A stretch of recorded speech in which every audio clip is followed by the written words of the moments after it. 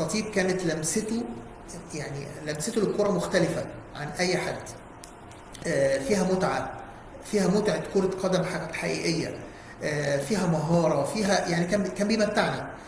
طبعا الناس اللي حضرت الخطيب من بداياته زي كده وشافوا الخطيب في الملعب مش بس في التلفزيون، غير الناس اللي ما عصرتش الخطيب، وغير الناس اللي ما شافتش الخطيب في الملعب، وغير الناس اللي شافت له تسجيلات او الاجيال اللي بعد كده.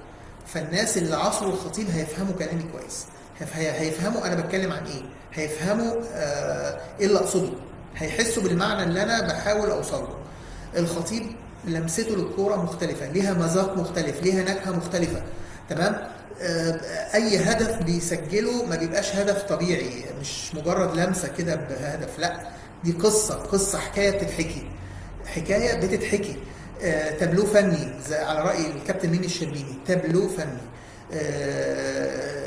اي هدف كان بيحرزه الخطيب وانا كنت بحضر في الاستاد، الناس بترقص وتتمايل وتطرب وتخرج عن وقرها.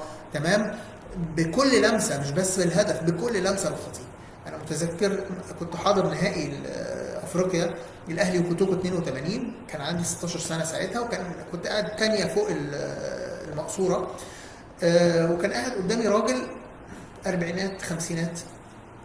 لما الخطيب احرز الهدف الثالث اللي هو اتلعبت له مصطفى عبده لعبها له من ورا الباك اللي هو كان اسمه عبد الكريم زيتو تقريبا، والخطيب لمه لجوه وحطها بشماله ما بين رجلين الحارس جوزيف كار حارس منتخب غانا.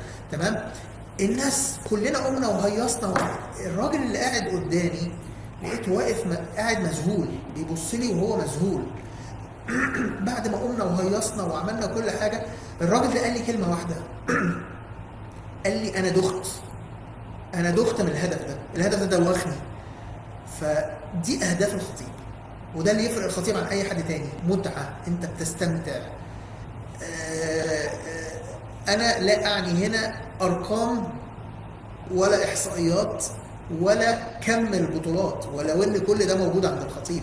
انا بتكلم اللي يفرق الخطيب عن اي حد تاني عنده ارقام، لا المتعه، متعه كره القدم، متعه لمسه الخطيب في الكوره مختلفه تماما عن اي حد.